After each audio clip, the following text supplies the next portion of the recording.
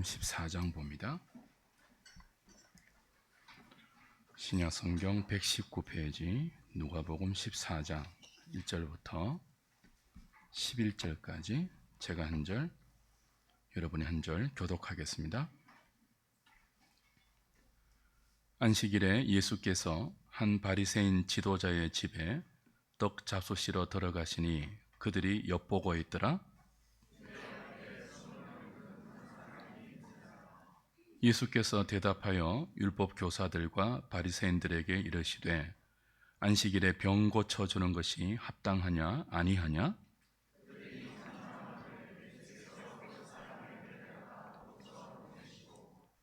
또 그들에게 이르시되 너희 중에 누가 그 아들이나 소가 우물에 빠졌으면 안식일에라도 곧 끌어내지 않겠느냐 하시니 청함을 받은 사람들이 높은 자리 택함을 보시고 그들에게 비유로 말씀하여 이르시되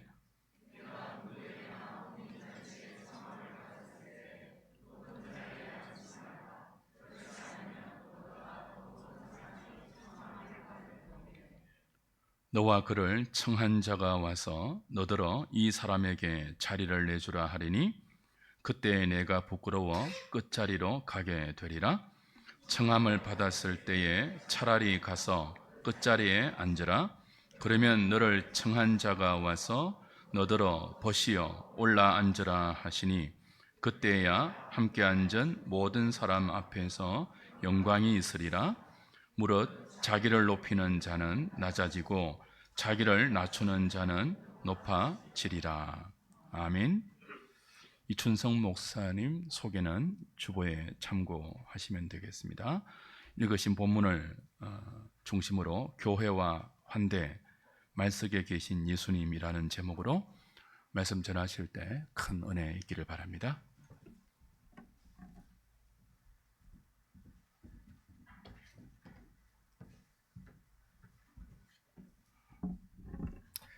여러분 안녕하세요. 저는 이춘성입니다. 여러분들과 함께 오늘 같이 말씀을 나누려고 하는데요.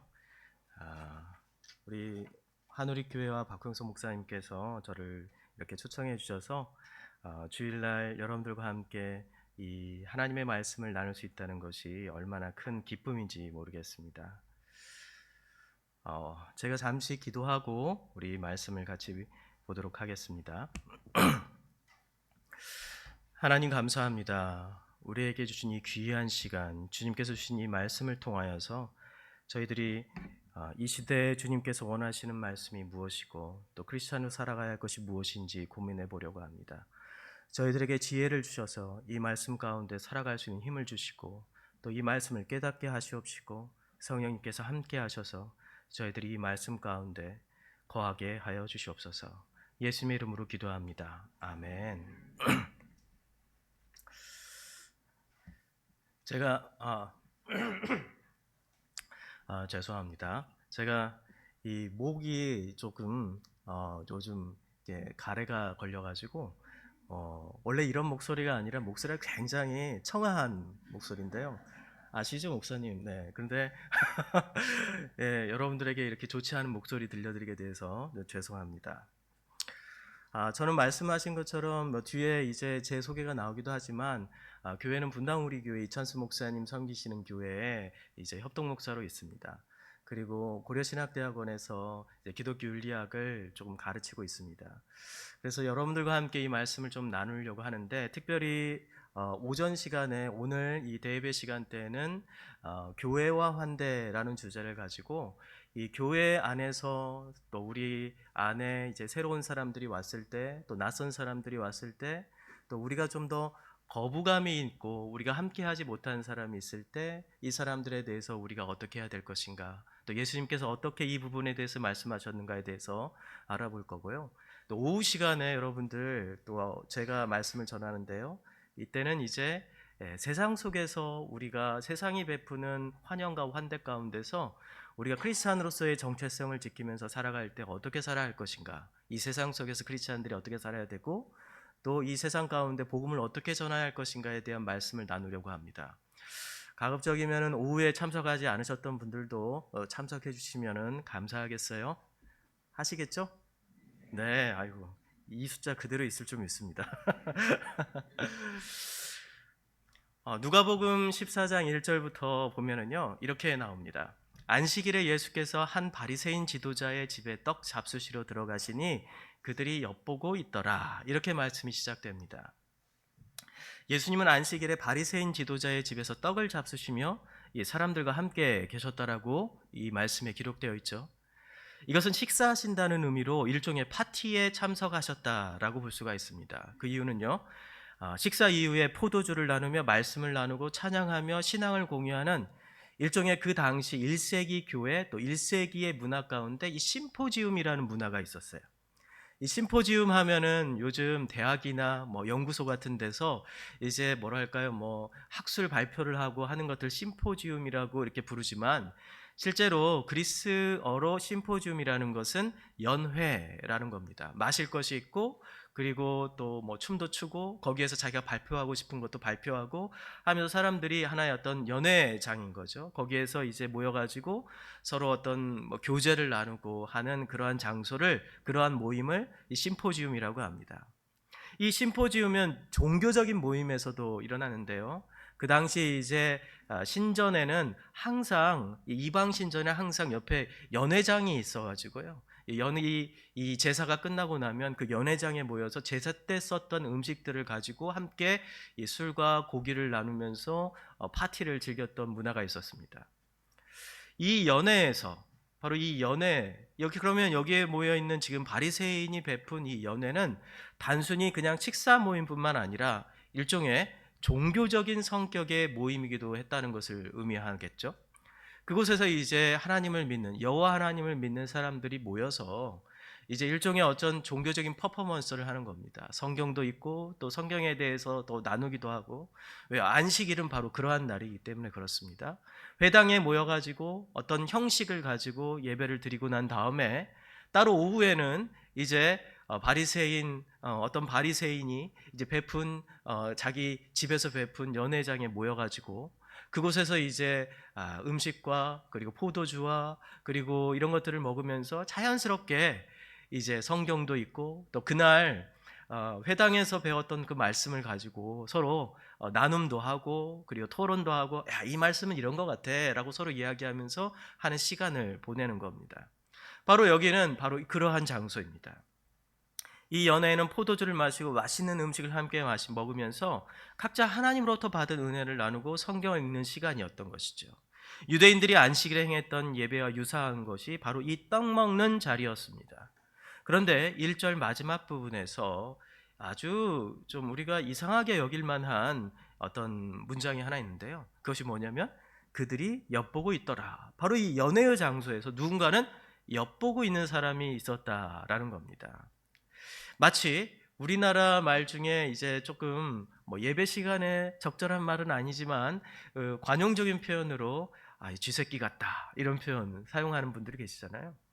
이 쥐새끼 같다라는 표현이 쥐새끼처럼 뭔가를 엿보고 있으면서 뭔가 이렇게 음모를 꾸미는 듯한 사람들이 있었다는 겁니다. 이 엿보고 있었다라는 표현은 누가복음에서 여러 번 우리가 읽을 수 있는데요. 누가복음 6장 7절, 11장 54절, 20장 20절 여기에 보면은 엿보고 있었다라는 표현의 문장들이 나옵니다. 누가복음에서 이 나오는 이 엿보고 있었다라는 것의 주어가 되는 것은요. 그들인데요. 이 그들은 대부분 누구였냐면 서기관들, 바리새인들 그리고 제사장들을 의미했습니다. 이 서기관, 바리새인, 제사장 어떤 사람들이죠? 그 당시 유대 사회에서 가장 최상위 계층에 있었던 최고의 교육을 받은 아주 가장 높은 귀족과 같은 사람들이었는데 이 사람들이 뭐가 아쉬워서 그 연회장에서 그 앞에서 엿보고 있었다. 이게 말이 좀 안 맞지 않습니까? 이 사람들이 뭐가 아쉬워서 엿보고 있었을까요? 이들은 산헤드린과 같은 공의에서 정치적 의결을 하고 행정적 절차를 결정하는 유대인 사회의 최고 지도자들이었습니다. 또한 종교 지도자들이었죠. 신학교에서 성경을 연구하고 가르치는 교수들도 그곳에 있었습니다. 이러한 사람들이 엿보고 있었다. 그들의 신분과 어울리지 않는 행동을 하고 있었던 겁니다. 그러면 왜 엿보고 있었을까요? 그리고 또 엿보는 대상은 누구일까요? 이 말씀을 여러분들이 읽으면 쉽게 알 수 있듯이 이 말씀의 엿보는 대상은 바로 예수님을 엿보고 있었던 겁니다. 이 최고 교육을 받은 그 유대 사회의 최고 지도자였던 사람들이 뭐가 아쉬워서 예수님을 엿보고 있었을까요? 그 예수님은 당시 이 갓 서른밖에 되지 않은 젊은 청년에 불과했고, 그리고 교육도 어떤 정기 교육도 제대로 받지 못했던 분인데, 최고의 교육을 받고 최고의 지도자로서 활동하고 있었던 이 사람들이 뭐가 아쉬워서 예수님을 엿보고 있었다는 말이죠. 그게 질문이 좀 의문이 들지 않습니까? 그 이유는 사실 우리가 성경을 쭉 읽어보면 압니다. 마가복음 1장 2장에서 봐도 예수님이 처음 회당에 나타나셨어요. 가버나움 회당에서 처음 나타나셔서 가르치셨을 때 어떤 일이 벌어졌냐면은, 사람들이 그 예수님의 가르침에 이것이 도대체 무엇이냐, 도대체 이 가르침은 도대체 어디서 온 거냐, 이 가르침에는 권위가 있고 능력이 있구나라고 예수님의 말씀 한마디에 사람들이 모두 다 까무라치고 놀래고요. 또 어떤 일이 벌어졌냐면, 예수님께서 말씀을 읽고 설교하시자 갑자기 이 회중에 있었던 사람 중에 몇 사람이 일어나가지고 귀신 들린 모습으로 막 떨면서 제발 이곳에서 떠나주십시오라고 부탁을 하죠. 그런데 그 사람들이 갑자기 그날 갑자기 외부에서 온 사람들이 아니었어요. 평상시에 앉아 있었고 평상시에 그 회당에서 예배를 드리고 그냥 평범하게 있었던 사람인데 갑자기 예수님께서 나타나신 거예요. 그날 갑자기 나타난 건 예수님인데, 그 예수님이 말씀을 전하니까 그 말씀의 능력이 나타나고, 그 능력이 나타나니까 평상시에 잠잠해 있고 그리고 귀신 들렸다는 것이 표가 나지 않았던 사람들이 갑자기 드러나서 막 귀신이 난동을 피우는 거죠. 예수님의 말씀에는 권위가 있었고요, 능력이 나타나는 말씀이었습니다. 그리고 그 자리에서 병들었던 사람들이 예수님의 말씀을 듣고 회복이 되고, 그 이후에 병자들은 예수님을 쫓아다니고, 예수님의 말씀을 듣고자 수많은 사람들이 예수님을 쫓아다니는 일들이 벌어지기 시작합니다. 그러니까 이 사람들이 안식일에 엿보기 시작하는 거죠. 왜요? 그 종교적 권위, 말씀의 권위를 그 전부터 가지고 있었던 사람들은 바로 누구예요? 제사장, 서기관, 바리새인, 이런 사람들이었어요. 이런 사람들이 회당에 나와서 주일날, 안식일날 회당에 나와서 말씀을 전하면 사람들은 잠잠하게 그의 말씀을 들었어요. 그런데 더 이상 사람들이 그들의 말에 귀를 기울이지 않는 겁니다. 누구의 말에 귀를 기울여요? 젊은 청년, 예수라는 그 젊은 청년, 무명의 그 사람, 도대체 어디서 왔는지 어디로 가는지도 모르는 그 청년의 말에 사람들이 귀를 기울이고, 그로부터 나오는 말씀의 해석을 사람들이 듣고자 하고, 그 말씀을 듣기 위해서 사람들이 모이기 시작한 겁니다. 그날도 어김없이 회당의 모임이 끝나고 바리새인이 펼쳐놓은 바로 그 환대의 자리, 그 연회의 자리에 예수님이 초청이 되었어요.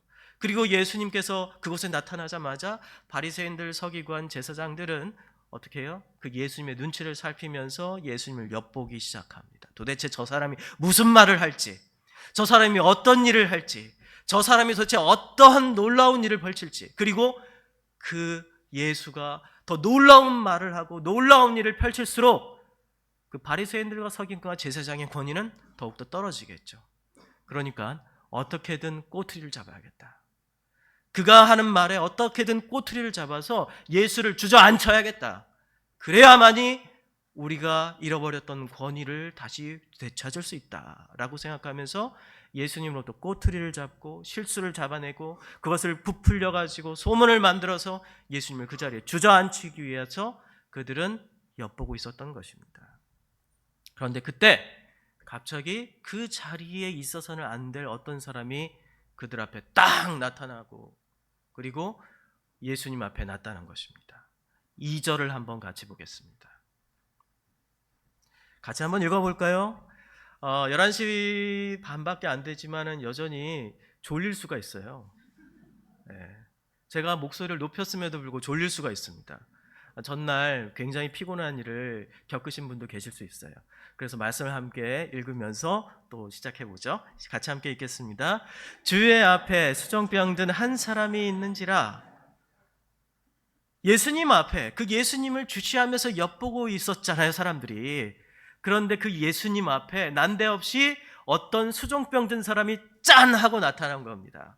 안식일에 수포가 생기고 찌르는 단 고통을 겪는 사람, 그 사람이 사람들의 주목과 사람들의 시선을 피해서 예수님을 찾아왔습니다. 수종병이 어떤 병일까요? 이 수종병이라 불리는 병은 수포가 생성되고 진물이 나고 하는 그런 병입니다.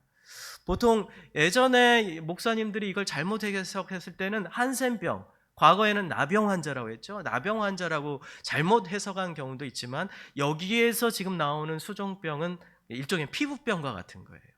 피부에 진물이 나고 그리고 고통스럽고 막 찌릿찌릿하고 하는 병. 여러분, 혹시 이런 병 걸려보신 적 있으세요? 저는 있어요. 저는 있어요. 아마 근데 제가 이걸 말하면은 여러분들도 저도 겪었습니다. 이 고통은요, 산통 다음으로 가장 고통스러운 병이라고 합니다. 뭘까요? 맞습니다. 대상포진이에요. 걸려보셨군요. 역시. 대상포진 걸리신 분은 열심히 사셨기 때문에 그렇어요. 네, 제가 이 박사학위 논문을 끝내기 위해서 논문을 열심히 공부하고 있을 때 그때 대상포진이 걸렸습니다. 그런데 논문 때문만이 아니었어요. 그 당시 제가 부교육자로 일했던 교회 30년 만에 최초로 그 교회 전교인 수련회를 제가 하자, 부교육자 본목사 주제에 하자라고 해가지고 그럼 네가 해라 해가지고 일을 다 떠맡아가지고 제가 이 전교인 수련회를 진행을 하고 난 다음에 그걸 끝내고 장렬하게 그 다음 주에 대상포진을 걸렸습니다. 네, 얼마나 힘든지 모릅니다. 그렇지만 성도들은 매우 만족스러워 하셨죠. 대상포진으로 저의 몸을 바친 결과였습니다. 근데 대상포진을 제가 걸렸을 때 이 고통이 얼마나 힘들었는지 몰라요. 그런데 거기에뿐만 아니라 사실 온몸에 거의 반쪽쯤, 이 반쪽 부분, 그러니까 이게 반을 갈라가지고 한쪽으로만 온다고 하더라고요. 이 반쪽 부분에 이 수포가 막 올라와가지고 이걸 또 터트리면 안 되잖아요. 이 수포가 올라와가지고 이걸 낳는데 거의 1년 가까운 시간이 걸렸습니다. 아주 대단하게 온 거죠. 바로 이런 종류의 병이 바로 수종병입니다. 그런데 이러한 피부병, 그 수포가 올라온 피부병에 걸리면은요, 사실 그 당시에는 이건 그냥 단순히 약 먹고 해결할 수 있는 병이 아니라 하나님으로부터 저주를 받은 뭔가 심각한 죄를 지은 사람만이 이러한 병에 걸렸다라고 생각을 했습니다. 신명기 28장 15절에 보면 이런 말씀이 있습니다. 내가 만일 내 하나님 여호와의 말씀을 순종하지 아니하여 내가 오늘 내게 명령하는 그 모든 명령과 규례를 지켜 행하지 아니하면 이 모든 저주가 너에게 임하며 내게 이를 것이다. 이렇게 나와 있어요. 어마어마한 저주죠. 이 모든 저주가 너한테 임하고 이를 것이다. 그 이유가 뭐냐면 신명기 28장 27절에 바로 그 저주의 그 증표가 나타납니다. 뭐냐면 27절에 보니까 여호와께서 애굽의 종기와 치질과 괴혈병과 피부병으로 너를 치리시리니 내가 치유받지 못할 것이며. 정말 하나님은 어마무시하세요. 근데 제가 이걸 보면서 깜짝 놀랐습니다. 보통 요즘에는 이제 많이 앉아 있는 사람들한테 걸리는 질병 중에 하나가 치질이잖아요.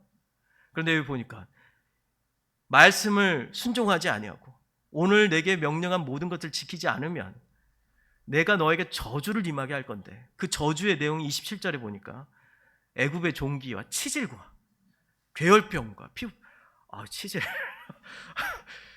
굉장히 이 말씀을 보고 놀랐습니다. 안 되겠구나. 공부하지 말아야겠다. 의자에 앉아 있지 말아야겠다. 그런 생각이 들었어요. 혹시 여러분 더 이상 말씀드리지 않겠습니다.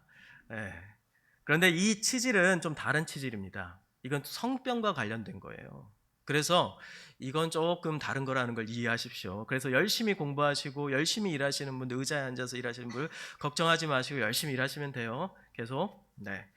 레위기 13장 1절에서 46절에 보면 피부병 관련 정결 의식이 또 기록되어 있습니다. 피부병에 걸린 사람은 격리되어야 하며 제사장의 치유 판정이 없으면 격리 상태가 지속됩니다. 당시 사람들은 피부병을 죄로 인하여서 하나님의 주시는 징벌이라고 여겼죠. 안식일이었고 많은 사람들이 모여 하나님의 말씀을 듣는 이 거룩한 자리에 이 부정한 피부병이 걸린, 그러니까 하나님부터 저주를 받은 죄로 아주 가득한 바로 이런 사람이 갑자기 짠하고 나타난 겁니다. 이 사람은 사실 그곳에 있어서는 안 되는 존재죠. 이 사람은요, 예루살렘 성 외곽에, 성 바깥에 내쳐져 가지고 그곳에서 피부병이 다 나을 때까지 그곳에 있어야 되고요. 다 나은 다음에 제사장으로부터 확인을 받고, 그리고 모든 것들이 다 깨끗하게 졌다라는 것이 증명되어졌을 때 비로소 성 안으로 들어올 수 있었습니다. 그런데 이 사람이 지금 모든 사람의 어떤 감시와 이목을 피해서 피부병을 꽁꽁, 자기가 피부병이 걸렸다는 것을 꽁꽁 감싸고 숨긴 채 안식일 날 예수님이 계시는 바리새인의 집에 지금 몰래 숨어서 아무도 모르게 그곳에 잠입했다는 거예요. 그러면 생각해 보죠. 왜 그 사람은 그러한 위험천만한 행동을 했었을까? 이 피부병이 걸린 지가 한두 해가 지난 게 아니라는 겁니다. 그냥 몇 달 약 먹고 나을 수 있는 게 아니었다는 거예요. 꽤 오랜 시간 그를 괴롭히고 있었고, 꽤 오랜 시간, 아니 가족으로부터 단절되어서 성 밖에 내쳐져서 그곳에서 아무런 희망이 없은 채 굉장히 오랜 시간 성 바깥에 외부인으로서 유대인이고 하나님의 자녀이고 백성이었다라고 초기에는 그랬는데, 이 병이 들리는 순간 바깥으로 내쳐져서 아무에게도 주목받지 못하고 관심받지 못하고, 그리고 처음에는 가족들이 찾아와가지고 돌보기도 했겠죠. 그런데 가족들로부터 이제 외면당하고 그러면서 외롭고 고독하게 살고 있었다는 겁니다. 그런데 어느 날 예수라는 사람이 나타나서 그 예수라는 사람에게만 가면 내 병이 나을 수 있어 라는 희망의 소식을 들은 거예요. 그날 그는 결심했던 겁니다. 내 온몸을 다 감싸고 몰래 아무도 모르게 성 안으로 들어가야겠다. 이게 마지막 기회다. 그리고 그 예수님에게 다가가야겠다. 그런데 바리새인의 집에 들어가야 돼요. 이 바리새인이 펼쳐놓은 이 연회는요, 그냥 보통 연회가 아닙니다. 종교적인 성격이 있었다라고 제가 말씀드렸죠. 그곳에는 하나님의 나라에, 하나님의 천국에 들어갈 사람들만 모여서 하나님의 베풀어 주실, 그곳에 가면 하나님께서 베풀어 주실 하나님의 식탁, 하나님의 밥상에 앉을 사람들만 모일 수 있는 자격이 있는, 그런 자격을 갖춘 사람들이 그곳에서 미리 그 기쁨과 그 식사를 경험하는 곳으로 지금 이곳에 차려진 것입니다. 이곳에는 의인들만, 영광을 얻은 자들만 들어갈 수 있는 그러한 곳이었죠. 그런데 그곳에 죄인이 들어가겠다는 거예요. 하나님부터 내쳐진 버림받은 존재가 그곳에 들어가겠다는 겁니다. 자기 몸을 다 가리고 마치 안 그런 것처럼 얼마나 철저하게 준비하고 얼마나 절박하게 준비했겠습니까? 그는 자신의 상황을 너무나도 잘 알고 있었기 때문에 이런 행동을 했습니다. 유일한 희망이자 소망, 인생을 변화시킬 수 있는 유일한 구세주 예수 그리스도 앞에 자신을 드러내지 않으면 평생 후회할 것이고, 그리고 모든 수치와 비난을 감수하고서라도 그 자리에 가야만 한다라는 자기 자신에 대한, 자기 자신의 상황에 대한 진짜 제대로 된 판단이 있었던 겁니다. 그는 자신에게 필요한 자신의 필요한 것이 무엇인지 정확히 알고 있었으며, 그 외의 것들은 사치이자 불필요한 거칠애라는 사실을 알고 있었습니다. 내가 그냥 여유를 피울 수 없다. 이건 나에게 인생의 마지막 기회다. 이것이 그가 가지고 있는 생각이었어요. 진정으로 자신의 필요를 아는 자는 다른 모든 것들을 포기할 줄 압니다. 절박한 사람은 염치가 없어요. 절박한 사람은 뭘 따질 게 없어요. 여러분 아파 보십시오. 죽을 병에 걸렸다고 생각하십시오. 여기 부산이잖아요. 부산이어도 다음날 바로 차를 끌고 저 서울에 있는 빅3 종합병원에 여러분들은 가실 겁니다. 염치 볼 게 없죠. 그곳에 가가지고 어떻게든 최고의 의사를 만나기 위해서 그곳에 죽치고 앉아서라도 좀 만나 주십시오. 저를 진료해 주세요. 라고 할 겁니다.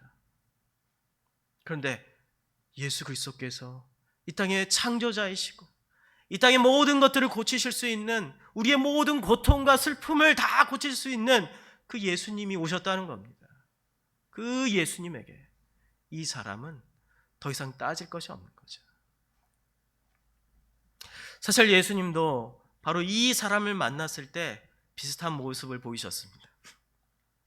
사회적 명예나 관심, 인정 이런 것들을 생각했다면요, 이 사람을 안식일 날 고쳐서는 안 돼요. 지금 이 상황에 지금 무슨 일이 있었죠? 바리새인들, 서기관, 제사장들이 엿보고 있었다는 거잖아요. 근데 그 누구를 엿보고 있었죠? 예수님을 엿보고 있었어요. 예수님이 좀 더 꼬투리를 잡아서, 예수님이 조금 실수한 게 있으면 이걸 꼬투리를 잡아가지고 예수님을 어떻게든 땅에 내어 던져서 명예를 추락시키고 자신들이 옳다라는 것을 증명하고자 하는 바리새인들, 서기관, 제사장들이 지금 예수님을 주목하고 있는 그 상황에서 그때 수종병 든 한 사람이 예수님 앞에 짠하게 나타나요. 예수님, 당신은 나의 유일한 소망입니다. 당신 아니면 나를 고칠 수는 없어요. 예수님, 안식일이지만 저를 고쳐주세요. 라고 그가 요구했을 때 예수님이 만약에 자신의 안위와 체면을 생각했다면 예수님이 그를 고쳤을까요?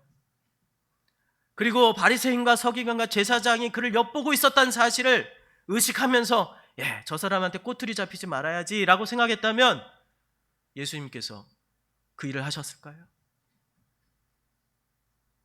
자신의 명예를 생각하고 자신이 땅바닥에 떨어질지도 모른다는 그 두려움 때문에 그를 엄습하고 그리고 그것을 고려하고 그것을 생각했다면 예수님이 그 수종병등자를 고쳤을까요? 결코 고치지 않았겠죠. 그런데 예수님은요, 그 모든 것을 의식하지 않습니다. 고려하지 않아요. 왜요? 예수님은 오로지 예수님 앞에 있는 절박한, 다른 선택의 여지가 없는 한 사람만을 집중하셨기 때문입니다. 그에겐 다른 선택이 없어요. 그에겐 예수님 외에는 다른 선택이 없는 겁니다. 여러분에게 예수님은 다른 선택이 없는 존재인가요? 예수님 말고도 다른 선택이 있습니까? 여러분들이 예수님 앞에 다른 선택이 없어요. 예수님 말고는, 나는 예수님 말고는 아무것도 없습니다 라고 하는 순간 예수님은 다 여러분들을 다른 선택지가 없는, 예수님도 여러분들처럼, 여러분들이 예수님을 생각하는 것처럼 예수님도 여러분들 그렇게 바라보십니다. 바로 지금 여기 증명을 하잖아요. 그러자 유대인들, 이 바리새인들이 예수님께 꼬투리를 잡았다 얘기하면서 이렇게 얘기합니다. 5절에서 너희 중에 누가 그 아들이나 소나 우물에 빠졌으면 안식일에도 곧 끌어내지 않겠느냐? 이 말씀은 뭐죠? 예수님 안식일 날 지금 병자를 고치셨지 않습니까? 예수님 안식일법을 어기셨어요. 예수님도 어쩔 수 없군요.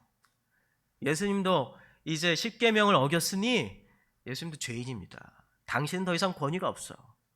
그렇게 얘기하자 예수님이 5절에서 하신 말씀입니다. 이와 반대로 잔치에 참여한 사람들과 예수님을 엿보던 서기관과 바리새인들은 경건하고 성경에 밝은 사람들만이 참여할 수 있는 자리로 여기면서 자신들끼리 식사하고 하나님의 말씀을 지금 나누죠. 그러나 예수님은 이 자리가 도움이 필요한 사람들을 위한 자리여야 한다라고 지금 말씀하십니다. 안식일에도 너희들이 네 아들이나 소가 물에 빠졌으면 건져낼 줄 알면서도 이 안식일날 진짜 아무런 소망이 없이 나에게 찾아와서 그 소망을 이야기하고 당신만이 유일한 소망입니다라고 얘기한 사람을 고쳐주지 않는다면 이 안식일은 도대체 누구를 위한 안식일이냐라고 묻고 계시는 거죠. 도움이 필요한 자들은 자신을 죄인으로 여기며 누구에게도 죄의 흔적을 드러내지 못한 자들입니다. 이들이 자신의 죄를 해결할 수 있는 분은 예수님뿐이라는 절박함으로 그 필요를 충족하기 위해 모든 것을 포기하고 나오죠. 그러나 바리새인과 서기관들은 이 잔치를 자신의 명예와 지식을 높이기 위한 수단으로 사용하고요, 예수님을 끌어내리기 위한 수단으로 사용합니다. 그러나 예수님은요, 오직 한 사람을 바라보셨습니다. 예수님에게 절박한 도움이 필요한 그 죄인이죠.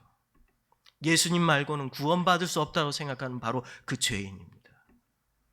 여러분, 우리는 그 예수님을 만나기 위해서 오셨죠. 여러분이 처음 예수님을 믿고 구원받았을 때 그 기억을 생각해 보십시오. 그때 여러분들은 절박하지 않으셨나요? 그때 여러분들은 예수님 아니면은 절대 내 죄를 용서할 수 없다라고 생각하지 않으셨나요? 그런데 어느 순간부터 우리는 바리새인들과 같이 됩니다. 제사장들과처럼 돼요. 서기관처럼 돼요. 그래서 뭐 좀 꼬투리 잡을 게 없을까? 예수님 말씀이 왜 이렇게 어려워? 성경이 좀 쉬웠으면 좋겠네. 그러면서 성경도 제대로 읽지 않고 기도도 하지도 않고 내 힘과 내 능력을 자랑하며 살아갈 때가 많습니다. 한번 생각해 보세요. 그러나 여러분, 첫사랑을 기억하십시오. 그러나 그 첫사랑은 끝사랑이어야 되어야 합니다. 예수님만이 나의 희망이었어. 그분 아니면 나를 구원할 수 없어. 그분 아니면 나를 치료해 줄 수 없어. 그분 아니면 내 아들을, 내 딸을 치료해 줄 수 없어. 그래서 예수님 앞에 나왔던 그 시절을 생각해 보세요. 우리 7절도 한번 같이 읽어볼까요? 7절 한번 같이 읽겠습니다. 같이 읽겠습니다. 청함을 받은 사람들이 높은 자리 택함을 보시고 그들에게 비유로 말씀하여 이르시되, 예수님께서는 초대받은 사람들이 높은 자리를 차지하기 위해서 다툼을 벌이고 있는 모습을 보셨습니다. 유대인의 식사 자리는 상석과 말석으로 구분이 되어 있었는데요. 지금 우리 예배당도 사각형이잖아요. 직사각형 형태인데 이 사각형 형태의 방에 그 저 뒤에 이제 문이 있죠. 이 문을 제외하고 이렇게 쭉 이렇게 사각형의 이제 방이 있다고 생각해 보시죠. 그러면 이제 거기에 이 벽을 향해서 소파가 이렇게 배치되어 있습니다. 유대인들의 집들을 보면, 큰 집들을 보면 이제 벽을 향해 소파가 이렇게 배치되어 있고요. 그리고 벽을 하고 있기 때문에 등받이는 없어요. 그걸 카우치라고 하는데 쭉 이렇게 등받이 있으면 여기에 이제 그 연회장에는 이제 사람들이 이렇게 디귿자, 미음자 형태로 이렇게 쭉 둘러서 앉게 됩니다. 그러면 어디가 상석일까요? 문 옆에 자리는 우선 아니겠죠. 그렇죠? 그러면 여기 이렇게 자리가 있다면, 이 안쪽으로 들어서 자리가 있다면 바로 이 자리, 이 피아노 있는 자리, 바로 여기가 상석입니다. 네, 유대인들의 그 그리스 사람들의 집에는요. 그러니까 우리 피아노 연주하시는 분이 상석에 앉아 계시는 거죠. 네. 그리고 이 상석에 있으면 이 상석의 양쪽으로, 이 양옆으로 그 다음 상석들이 쫙 배치되겠죠. 로얄석들이요. 쫙 이렇게. 저 뒤에 우리 방송하시고 하시는 분 자리는 말석입니다. 저 자리가. 그런데 오늘 예수님께서 지금 어디에 계신지 아세요? 바리새인의 집에 초대를 받았는데 예수님은 지금 어디에 계시냐면요, 저 말석에 앉아 계셨어요. 왜 그러냐면 사람들이 초대를 받아가지고 오자마자 문을 열고 오자마자 나는 여기 초대받은 사람 중에서 난 굉장히 높은 위치에 있는 사람이야 라고 생각했다는 봐요. 그래서 다들 이쪽 자리로 몰리기 시작한 겁니다. 그래서 서로 자리 다툼을 하고 있어요. 야, 이 자리를 내 자리야. 야, 네가 나보다 높아? 네가 나보다 사회적 지위가 높아? 야, 너 그러면 옆으로 가야지 하면서 계속 자리 다툼을 하고 있는 거예요. 근데 이 자리 다툼을 지금 누가 보고 계셨다고 하는 거예요? 예수님께서 뒤에서 보고 계셨다는 거예요. 그러니까 예수님께서 자리 다툼하는 것을 알고 계셨던 거죠. 그래서 저 말석에 계신 겁니다, 지금. 그러니까 놀라운 것은, 더 이상한 일은 뭐냐면 그 예수님을 초청을 했잖아요, 바리새인이. 그러면 예수님을 초청을 했으면은 예수님을 상석으로 인도해 줘야 되는데 상석으로 인도해 주지 않고 그냥 말석에 그대로 내버려 두셨다는 거예요. 내버려 뒀다는 거예요. 아무도 예수님께서 오셨는데 그 예수님에 대해서 관심이 없었다는 겁니다. 예수님은 말석에 앉아서 그들의 행동을 지금 지켜보고 계시는 거죠. 우리는 연회장에 참석한 이들과 달리 예수님이 우주의 창조자이고 성부 하나님의 독생자이며 전지전능하신 분을 우리는 다 알죠. 그러나 바리새인의 잔치에서 예수님은 탁월한 선생님일 뿐 세상의 진정한 주인이신 창조자 하나님이라고 인정받지 못하고 있습니다. 그러나 그곳은 지금 우리가 사는 세상과 동일하게 각자 자신이 주인공과 왕으로 높임받고 대접받고자 하는 사람들의 욕구와 욕망이 다투는 그러한 자리였던 거죠. 근데 예수님은 저 멀리서 말석에 앉아서 이 모든 것들을 지켜보고 있었답니다. 근데 놀라운 것은요, 그 자리에서 예수님을 유일하게 알아보고 인정한 사람은 바로 수종병 든 자 한 사람이었다는 겁니다. 수종병 든 자 한 사람. 예수님을 불러놓고 예수님에게 말씀을 좀 해주세요 라고 불러놓고 정작 주인은 예수님을 상석으로 인도하지도 않고 저 말석에 내버려 두고, 그리고 바리새인과 서기관과 제사장들은 예수님이 어떤 실수를 하실까 몰래 엿보고 있고, 그런 상황에 예수님이 처해 있는 겁니다. 그런데 그날 아무에게도 인정받지 못하고 죄인이라고 낙인 찍히면서 버림받았던 수종병 든 자 한 사람이 예수님 앞에 나타난 거예요. 그 사람만 예수님을 알아본 거죠. 각자의 욕구가 지배하는 잔치가 하나님 나라의 잔치라고 볼 수 있을까요? 각자 자신의 신분을 앞세워서 그곳에 와가지고 이 자리가 내 자리야, 이거 높은 자리가 너가 높은 자리야, 왜 너는 내 자리를 뺐니? 그러면서 서로 다투고 있는 바로 그곳이 진짜 자신들이 원하는 하나님 나라의 잔치라고 볼 수 있겠습니까? 인간이 주인이 돼버린 이 잔치는 하나님 나라의 잔치가 될 수가 없습니다. 여기서 예수님은 단지 무시당하는 이름 없는 아무개에 불과했었죠. 그래서 뒷자리에서 그냥 방치되어 있었습니다. 하지만 유일하게 수종병 든 환자만이 예수님을 자신의 주인으로 인정했습니다. 그는 자신의 존재가 이 장소에 부적합한 사실을 알고 있었음에도 불구하고 그는 그 자리에 있기로 지금 결심했습니다. 그에게 예수님은 유일한 소망이었기 때문이죠. 예수님만이 자신을 병과 사회적 편견으로 비롯된 하나님부터 저주받은 인간이라는 굴레에서 해방시켜주고 구원시켜줄 수 있는 유일한 구원자라는 사실을 알고 있었습니다. 하지만 바리새인과 서기관에게 이 장소는 겉으로는 하나님 나라의 잔치였지만 실제로는 세상과 다를 바 없는 곳입니다. 지금도 우리는 가끔 교회 안에서 이런 모습들을 목격합니다. 2000년 전에도 지금도 우리 교회와 사회는 동일한 문제를 안고 있습니다. 만약 여러분 이곳에 국회의원이나 시장과 같은 고위 인사가 우리 교회를 방문한다면 우리는 본능적으로 이들의 신분에 걸맞는 자리를 찾아 어디에 그분들을 앉혀야 될까 하면서 두리번거리지 모릅니다. 그러나 예수님은 우리에게 교회와 성도들이 알아야 하고 갖춰야 할 가장 중요한 가치 있는, 그리고 가장 가치 있는 사람이 앉아야 할 자리가 바로 무엇인지 알려줍니다. 그리고 누구인지 알려줍니다. 바로 세상의 진정한 주인이자 창조자이신 예수님이 앉아야 할 자리인 거죠. 누가복음 8장부터 10장 우리 또 한번 읽어볼까요? 누가복음 14장 8절부터 10절, 14장 8절부터 10절입니다. 같이 한번 읽겠습니다. 내가 누구에게나 혼인잔치의 청함을 받았을 때 높은 자리에 앉지 말라. 그렇지 않으면 너보다 더 높은 사람이 청함을 받는 경우에 너와 그를 청한 자가 와서 너더러 이 사람에게 자리를 내주라 하리니 그때 내가 부끄러워 끝자리로 가게 되리라. 청함을 받았을 때 차라리 가서 끝자리에 앉으라. 그러면 너를 청한 자가 와서 너더러 버지어 올라 앉으라 하리니 그때야 함께 앉은 모든 사람에서 영광이 있으리라. 예수님은 혼인잔치에 초대를 받았을 때 높은 자리, 그냥 상석에 앉지 말라고 지금 가르치십니다. 만약 더 높은 사람이 도착하면 초대한 사람이 우리에게 자리를 내어주라 할 것이고, 그러면 우리는 부끄러움에 그 끝자리로 밀려나게 되기 때문입니다. 반대로 처음부터 끝자리에 앉으면 초대한 사람이 우리를 높은 자리로 초대할 것이고 그때 우리는 영광을 받게 될 것이라고 예수님께서 말씀하십니다. 여기에서 예수님은 영광이 무엇이라고 가르치시죠?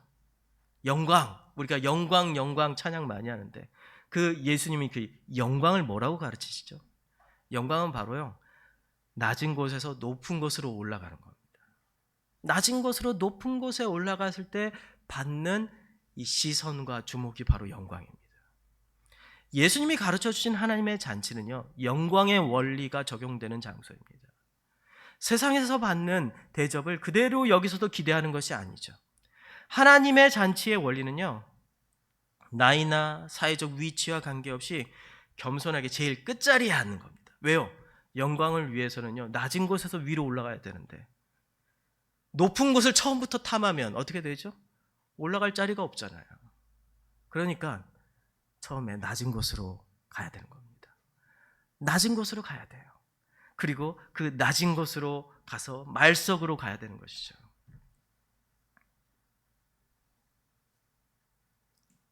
상석에 앉아야 할 유일한 분은 바로 예수 그리스도라는 것을 인정할 때 사실은 우리는 낮은 자리로 갈 수 있습니다.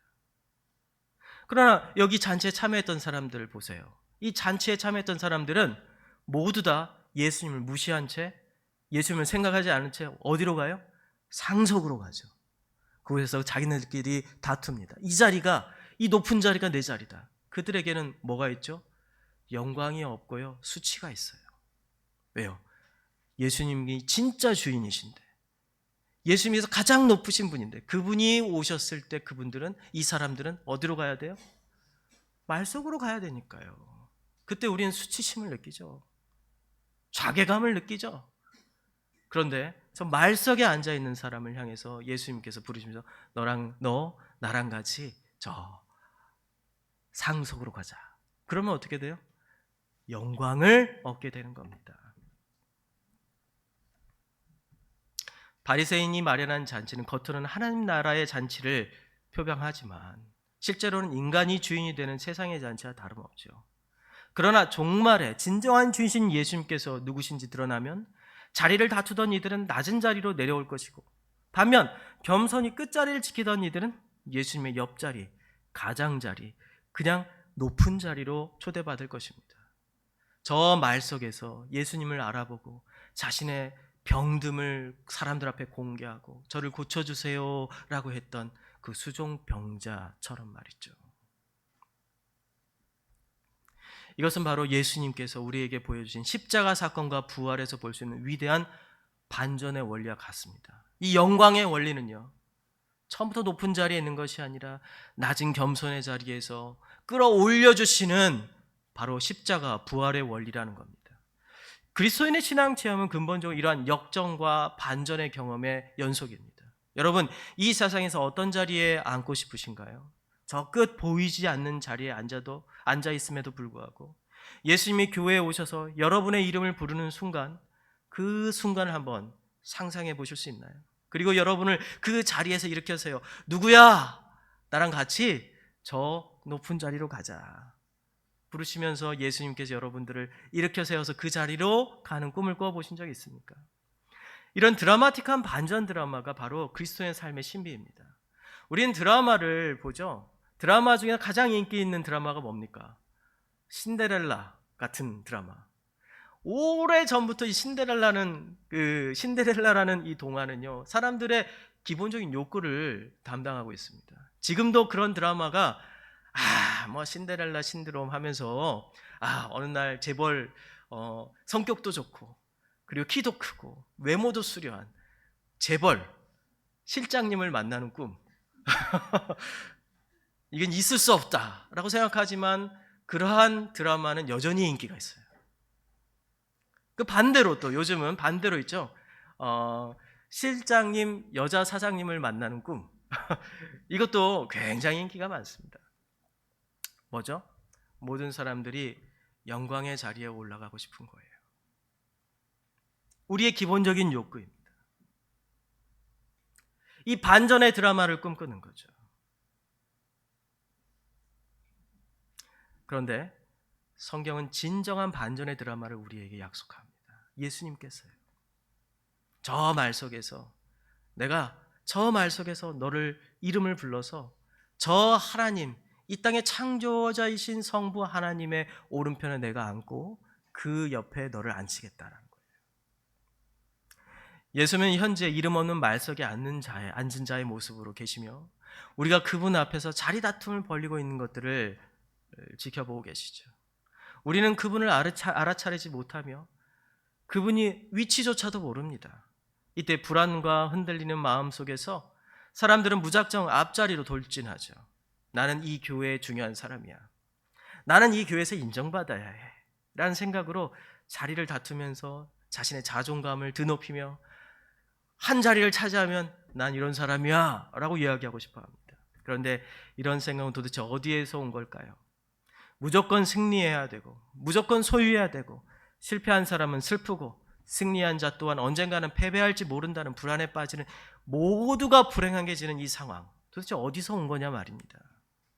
이러한 출처도 모르는 경쟁은 사단이 사람들을 다루는 방식입니다. 사탄이 지배하는 세상의 잔치의 원리이죠. 결국 교회와 하나님 나라의 잔치에서 보여줄 수 있는 원리가 아닌 겁니다. 지금 현재 예수님이 이 자리에 와 계심에도 불구하고 각자 자신이 이 교회에서 아니면 자신이 있는 곳에서 자리 다툼을 하면서 인정받으려고 하고 자신이 돋보이려고 하고 자신이 무엇인가를 내세우려고 하는 그 모습, 그것이 그곳에서 경쟁하는 모습, 그것이 사실은요 예수님의 원리가 아니라는 겁니다. 하나님 나라의 잔치의 원리는 자신을 낮추는 것을 통해서 가장 가치 있는 존재가 되는 역전의 원리입니다. 누가복음 14장 11절에서 예수님은 뭐라고 말씀하시죠? 무릇 자기를 높이는 자는 낮아지고 자기를 낮추는 자는 높아지리라 말씀하셨죠. 이것은 겸양의 자세가 아닙니다. 진정 가치를 알고 선택하는 적극적인 자세를 의미합니다. 바로 이 수종병 든 자가 보여준 자세죠. 예수님만이 나를 고칠 수 있어. 그 예수님만이 나에게 유일한 가치야. 예수님만이 나의 유일한 구원자셔. 나의 모든 문제를 예수님만이 해결하실 수 있어 라고 생각하며 자신의 모든 체면과 위험을 다 감수하고 그걸 모든 걸 버려버리고 아주 주도 면밀하게 예수님을 만나기 위해서 다가가는 겁니다.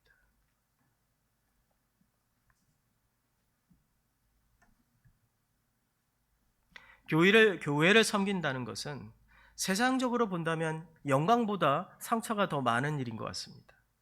열심히 일해도 왜 그것밖에 못하냐는 말을 듣기 십상이죠.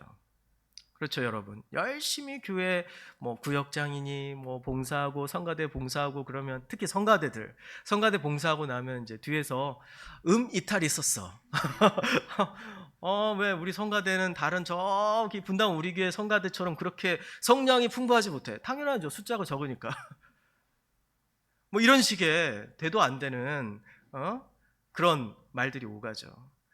교회에서 열심히 교회 학교 그리고 중고등학교 선생님으로 중고등부 선생님으로 봉사를 하면 봉사하고 열심히 하는데 또 옆에서 장로님들이나 우리 집사님들이나 권사님들 왜 우리 교회 중고등부 숫자는 이거밖에 되지 않는 거야?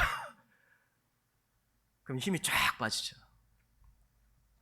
우리는 사실 교회에서 열심히 봉사한다는 것은 열심히 상처받는다는 다른 말에 달인말 때가 많습니다. 그러나 우리의 섬김과 수고는 예수 그리스도를 위한 것이 되어야 됩니다. 여러분의 노력이 예수 그리스도를 향한 것인지 한번 자문해 보시죠. 사실 우리가 열심히 봉사하는 거 인정받으려고 하는 게 아니잖아요. 예수님을 위해서 하는 거죠. 우리가 예수님을 높이기 위해서 하는 거죠. 우리가 예수님을 높이면 그분과 함께 우리도 높아질 것이라는 그 기대감 때문입니다. 그분이 우리를 높여주시는 거죠. 내가 열심히 인정받기 위해서 해서 높여주는 게 아닙니다. 그래서 우리 이 교회의 봉사의 원리는요, 묵묵히입니다. 묵묵히. 인정해주지 않아도 묵묵히. 주목하지 않아도 묵묵히. 왜요? 그 묵묵히 해야만이 예수님께서 여러분들을 높여주세요. 이 세상에서 여러분들이, 이 교회에서 여러분들이 내 이름 석자를 드러내면서 열심히 야, 저 권사님, 저 집사님, 저 장로님, 야, 재단에 칭찬 많이 받으면 위험합니다. 이미 높은 자리에 올라가 있으니까요. 예수님이 높여주고 싶은데 높을 자리가 없어요.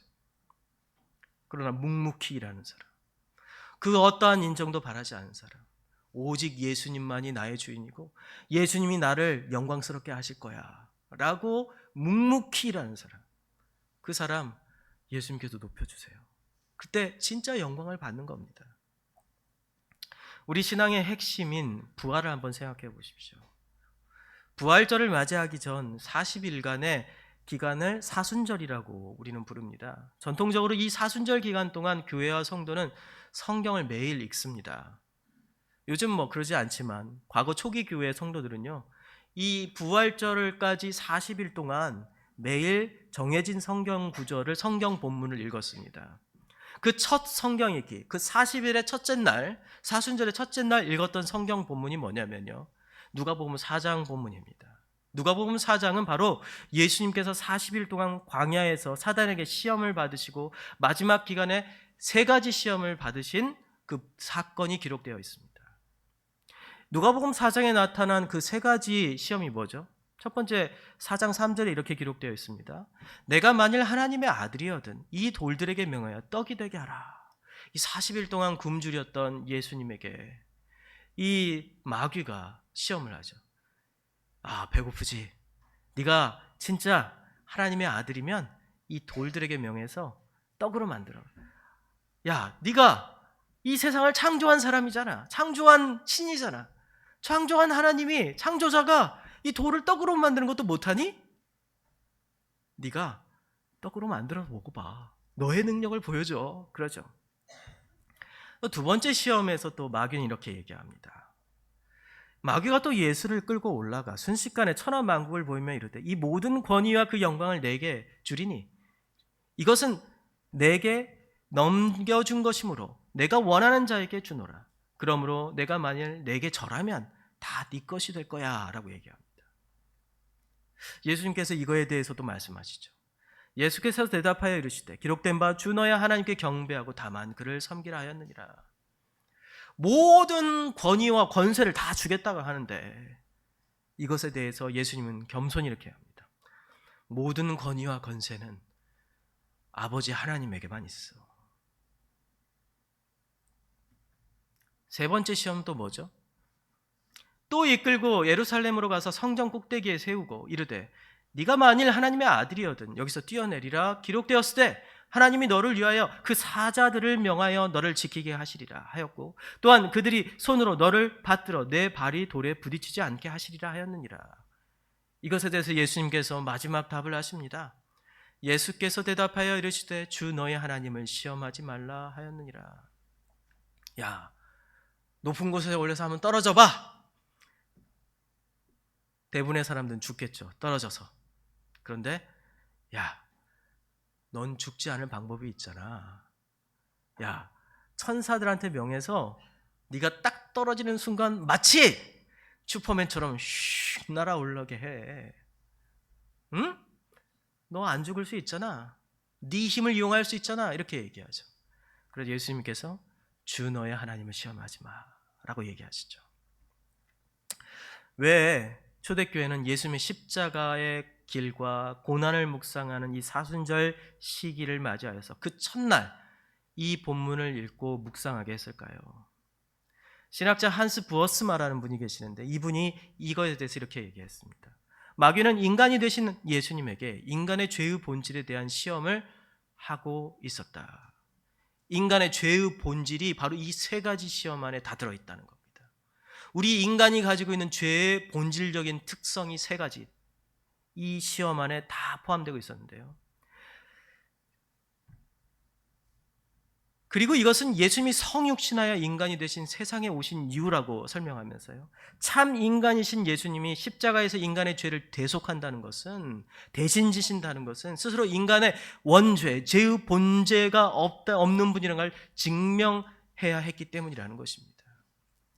예수님께서 인간처럼 동일한 아담과 하와처럼 동일한 죄를 가지고 계셨다면 그분이 우리 대신에 죄를 질 수가 없죠. 첫 번째 바로 예수님의 공생애가 시작되어지는 바로 그 시점에 예수님은 스스로 세상을 향해서 증명한 겁니다. 나는 아담과 다르다. 인간이 가진 죄를 가지고 있지 않다. 라는 것 스스로 마귀의 시험을 통해서 증명하셨다는 겁니다. 그러면 인간이 가지고 있는 죄의 본질이 뭔가요? 이겁니다. 이 3가지 시험은 이렇게 요약할 수가 있어요. 내가 만들고 내가 소유하고 나를 위해 하나님이 일하게 하라. 야, 네 스스로 돌을 떡으로 만들어. 그래서 먹을 걸 네 스스로 공급할 수 있잖아.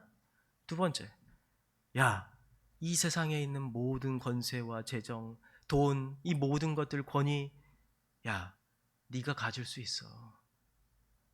가져봐. 그리고 하나님이 너를 위해서, 너의 생명을 위해서 하나님이 일하게 만들어.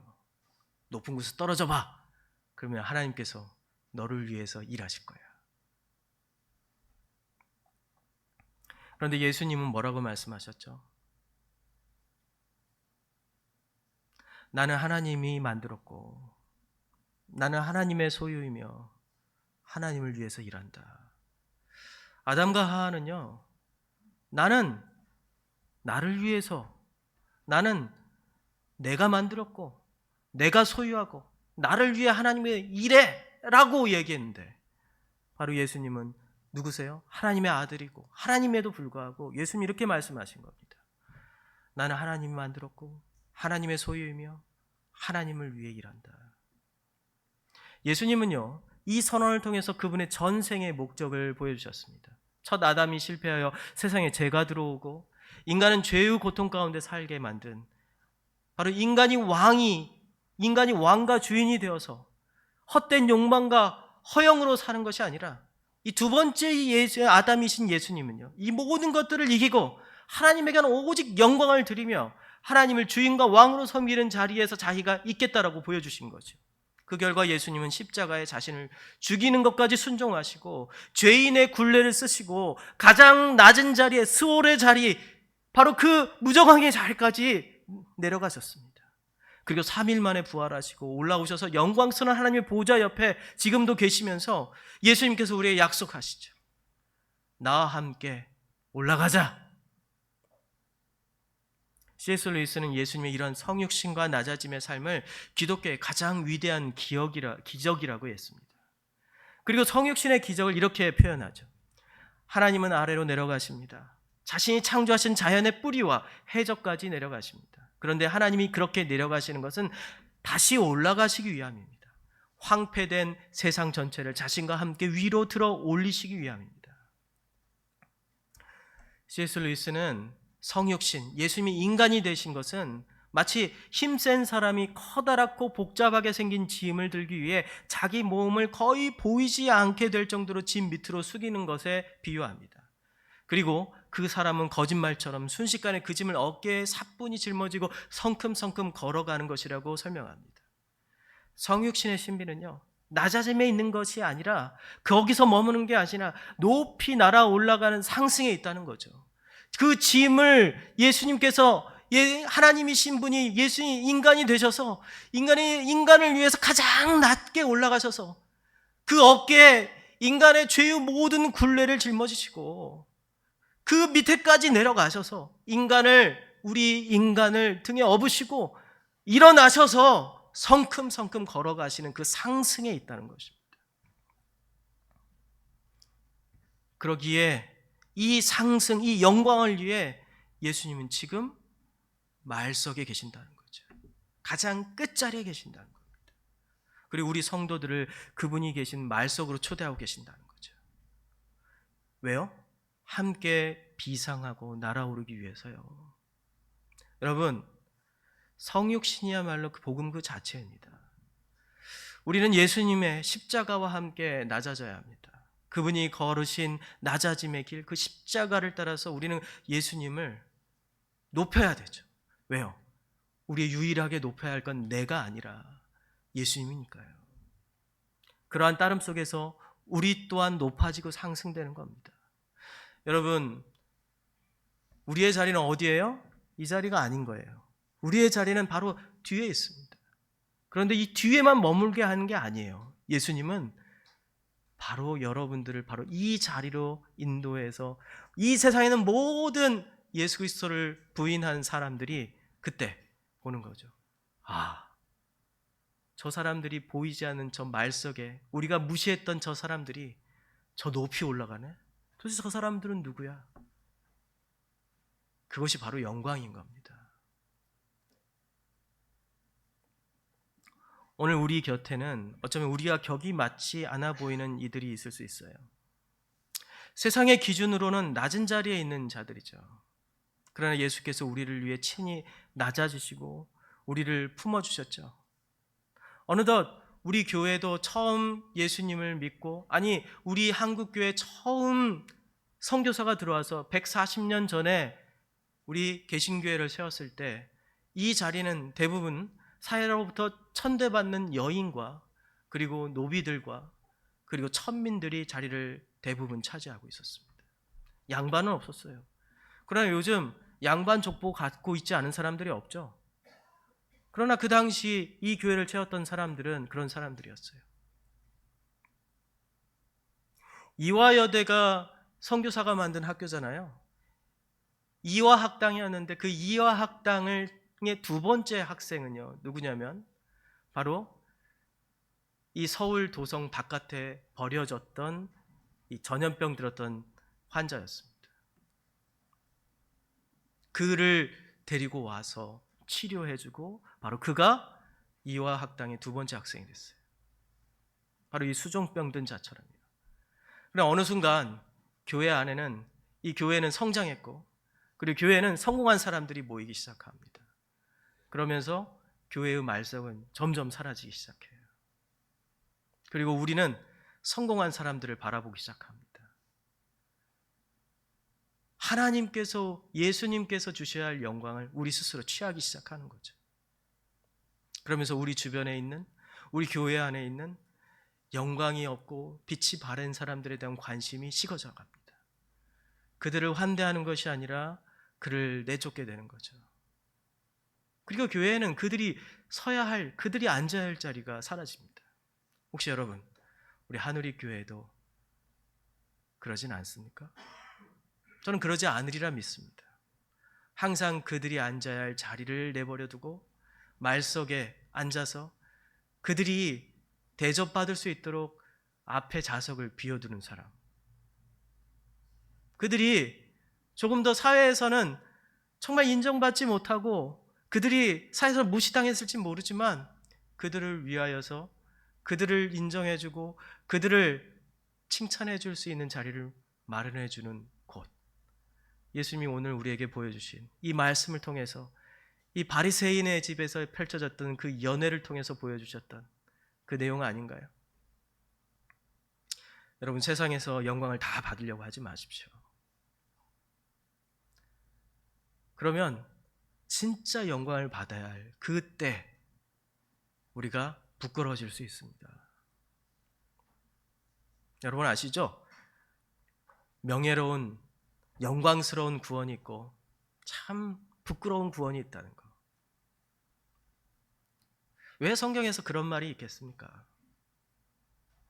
교회 와서 영광을 추구하다 보면, 이 땅에서 영광을 다 받으려고 하면 결국 예수님께서 여러분들에게 찾아오셨을 때, 종말의 때에 오셨을 때 여러분들이 진짜 받아야 할 귀하고 존귀한 영광은 보장되지 않는 겁니다. 예수님은 지금도 말석에 계세요. 예수님은 저 끝자리에 앉아 계시고 어쩌면 그 예수님을 우리는 무시하고 있을지 모릅니다.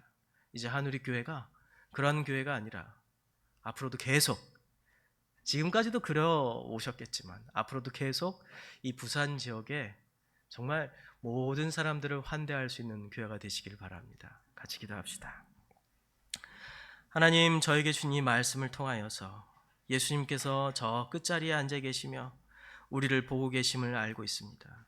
혹시나 우리가 이 땅에서의 영광을 추구하면서 저 끝자리에 계신 예수님을 무시하고는 있지는 않은지요. 주님, 우리에게 예수님을 바라볼 수 있는 용기와 영안을 주시옵소서. 영적인 안목으로 우리 안에 오신 그 예수님을 바라보게 하여 주옵시고, 그 예수님을 찾아 그 예수님만이 희망이고 소망이라고 생각하면서 찾아왔던 그 사람을 천대하지 않게 하여 주시옵소서. 그 사람과 함께 복음을 나누게 하여 주시옵소서. 그 사람에게 유일한 소망이신 예수님을 소개하게 하여 주시옵소서. 하나님, 바로 이 한우리교회가 그러한 사람들을 위한 교회 되게 하여 주옵시고, 그리하여서 이 한우리교회 성도들 한 사람 한 사람 모든 사람들이 예수 그리스도께서 이 땅에 오실 때 영광을 얻는 사람들 되게 하여 주시옵소서. 예수님의 이름으로 기도합니다. 아멘.